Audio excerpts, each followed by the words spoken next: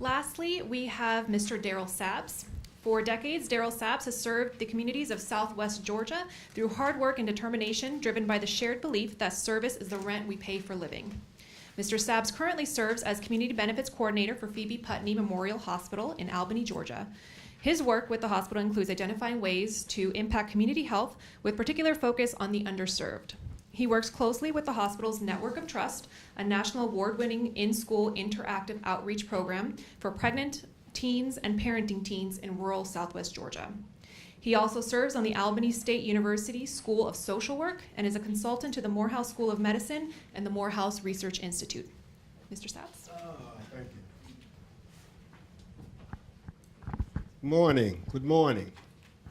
First, I want to thank Congresswoman Blackburn for coming and seeing it, that it was so important for us to have this hearing. I'm not a doctor. I'm not a researcher.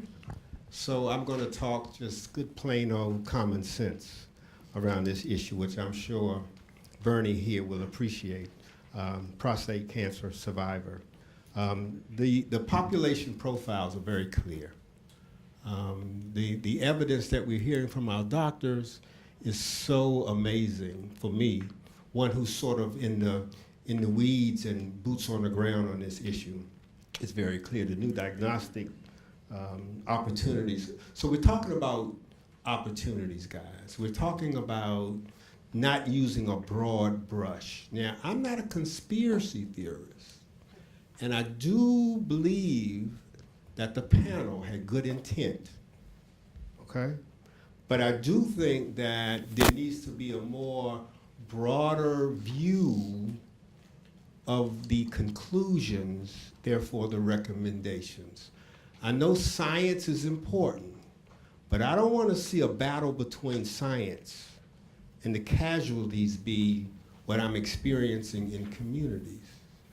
Because what we're experiencing in communities, you know, my view comes from families, it comes from neighborhoods, it comes from discussions in barbershops, it comes from visiting ICU units, it comes from going to survivor celebrations. You know, it comes from hearing daughters and mothers talk about, had my daddy not gone to that health fair to get their PSA, they would not be here. Now, it comes from going to funerals. You know, it comes from those kinds of experiences where the rubber really meets the road. You know, so a broad swipe or a broad brush at this does not consider the many variables and options. Okay, guys, ladies, you know that when it comes to health, women are a little bit more intelligent and educated. I'll just say that. Women are like the gatekeepers of health, right? When my children get sick, they go right by me to mama, and I go to mama. I mean, but when it comes to us and our male mentality, you know, how we respond to our own health concerns, sometimes it's got to be falling off or at its end result before we want to do anything about it. So given the lack of information, the misinformation, given the fact that we're mostly uninsured, we don't get a doctor. Ladies get a doctor much sooner than men do. So there's a whole men's mentality that's there as a hurdle. And then when you add into that confusion, the lack of options and opportunities. I hold a health fair in Southwest Georgia. I've been doing it for 15 years.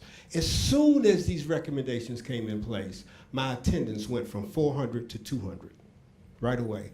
The health fair is the on-ramp for men who are uninsured, who in an area where there's no expansion of Medicaid, in an area where the scarcity and lack of providers are a reality. The health fair is an on-ramp for men. Men are concerned about their sex health mostly more than their heart health, okay? So when you put those obstacles there, when you put those burdens in the way, then the casualties, you know, we're seeing a rise in Gleason rates. All of the doctors are saying that, right? And we know it has to be connected with the fact that men, when they do go, the doctors are saying, such an aggressive migration has occurred.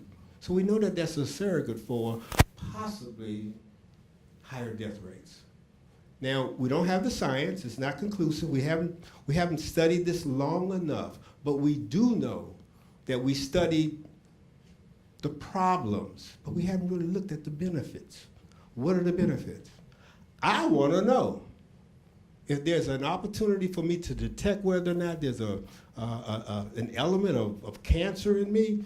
Give me a screen. Women were smart. See, women are strong. Women are organized. They tried to do the same thing with mammograms.